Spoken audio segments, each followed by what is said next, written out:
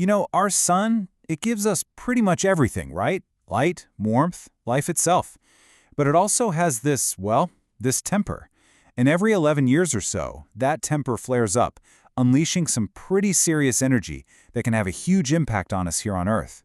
Now, trying to predict this cycle, it's been a massive headache for scientists for decades. But what if a new kind of AI is finally about to crack the code? Let's dive in and see how it works. And just so we're all on the same page, let's be crystal clear about why this matters so much. This is not some abstract academic puzzle we're trying to solve. I mean, just look at this quote.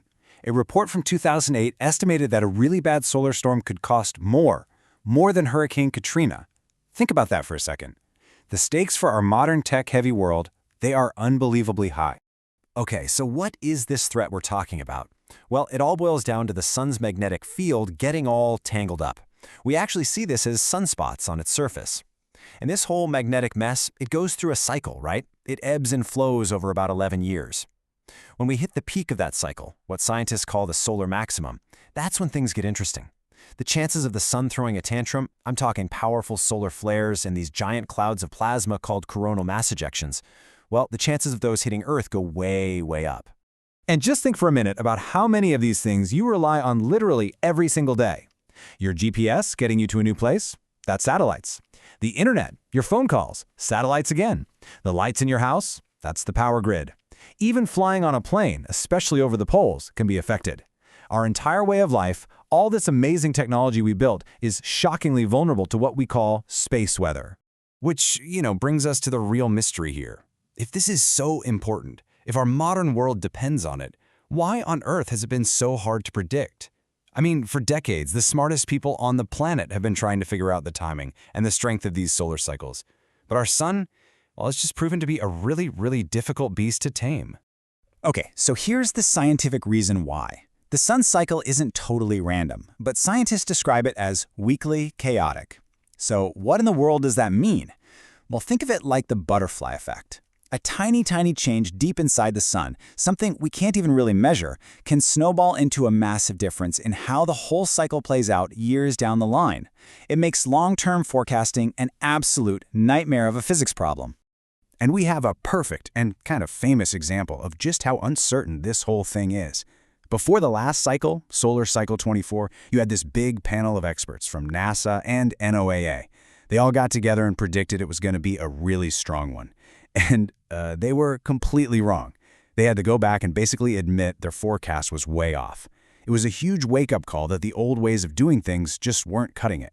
See, up until now, the forecasters have basically been split into two different camps, two rival teams, if you will. On one side, you've got the physics team.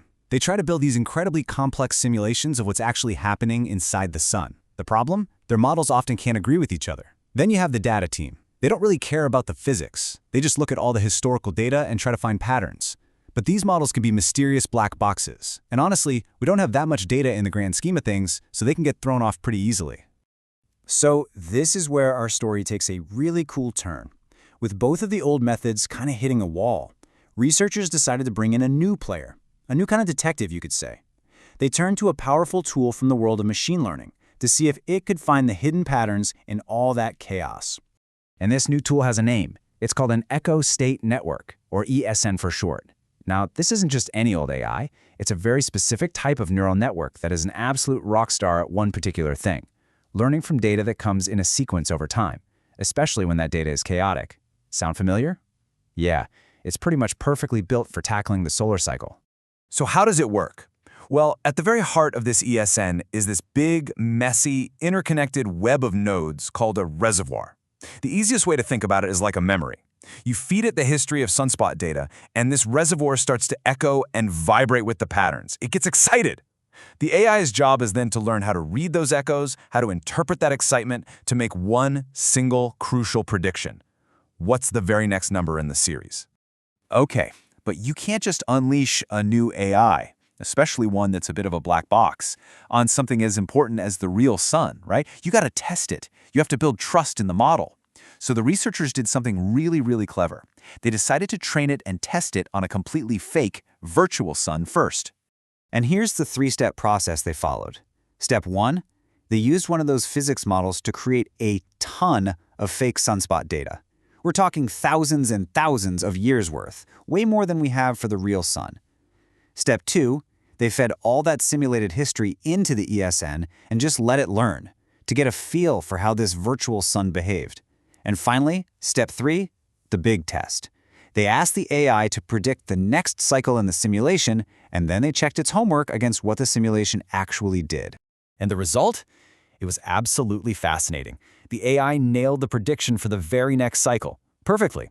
But after that, its accuracy totally fell off a cliff.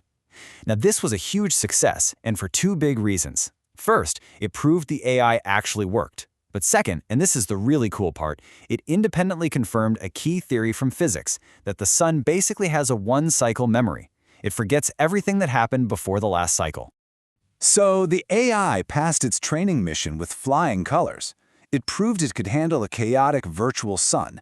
Now it was time for the main event, pointing the echo state network at the real thing, our current solar cycle, cycle 25. So, the big question is, after proving itself on that virtual sun, what did the ESN predict for the real solar cycle 25? Now, one of the coolest things about this AI is that it's not a one-and-done kind of deal. The forecast isn't static. So the researchers ran their first prediction way back in 2020. But of course, as time went on, we got more real data about how cycle 25 was starting to ramp up.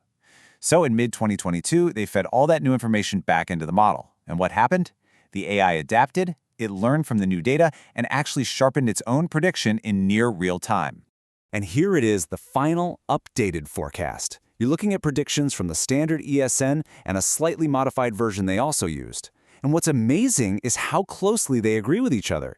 They're both pointing to a peak sunspot number somewhere in the range of 131 to 137. And they expect that peak to hit sometime between April and July of 2024. So what do those numbers actually mean?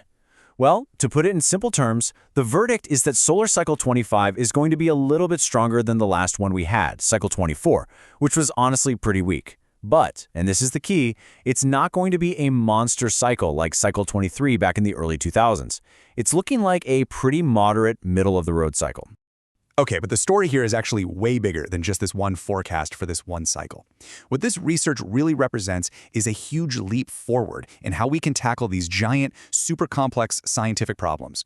See, this whole project wasn't just about throwing some AI at a problem and hoping for the best. It was this beautiful dance between the two. They used physics to prove the AI was trustworthy, and then they used the AI to make a forecast that actually made sense with the physics. It finally bridges that old gap between those two rival camps we talked about, creating this new unified approach that's just, well, it's way more reliable. And that kind of leaves us with this one final fascinating question to chew on, doesn't it? As our technology gets more and more advanced, as we build incredible things like this AI to understand the cosmos, are we actually becoming more powerful? Or are we just making ourselves more and more vulnerable to the whims of the stars? It's a heck of a paradox to think about.